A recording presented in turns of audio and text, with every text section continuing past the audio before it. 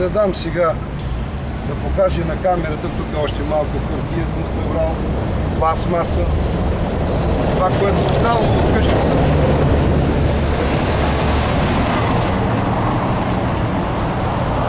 Тук го откривам и на елона, бавно камерата да покажа. Това, което съм събрал, останало и тук малко багаж дрехи, както среща. Ето това ми е всичко. Имам едно предложение ми.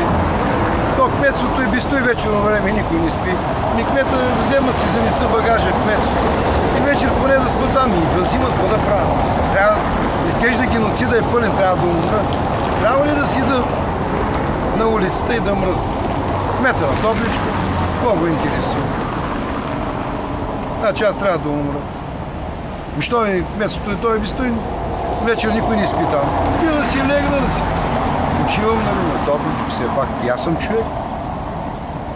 Или какво? Пълно унищожение. Господин кмете, 4 години си.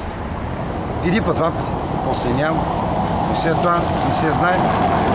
Качването нагоре по стълбата е бавно. Слизането много бързо. Как е мислите ви тази работа?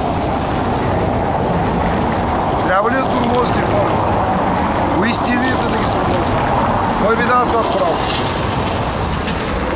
И кой съм аз, че да поема вашите удари? Че съм ме пазил толкова години, както и останалите. Че съм бил охрана и на Сергей Румянцев. И имам трудова книжка, записано.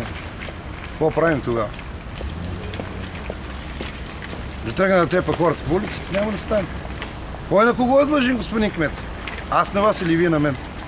Тая къща по ваша заповед се събори. Така? И какво стане?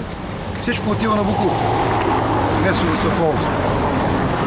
Защо да се ползва, не? Това е по-хубаво да се хвърля. И да изгоним човека, да го унищожим. И трябва да го докараме до гроба. Той няма смисъл да живее, да. Това за мен е геноцид. Апелирам към всички видови организации да ме защитат. Ако не ме защитат, няма българи, няма българщина, няма вяра. Това е последната ми дума. За мен е геноцид. И се чуда до кога ще продължава, докато умра ли? Да ме ти не преди, че умра ли преди вас. Просто ви давам думата си. Няма да ви оставя и от онзи свят. Ще ви чувъркам постоянно. Това ви го казвам не като закан, а просто като информативно звено, да си знаете, че няма да бъдете ни наказани. Абсурд е това нещо, което става.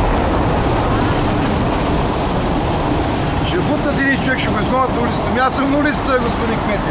Господин президент, аз съм уличник. Къде ще ме пратиш?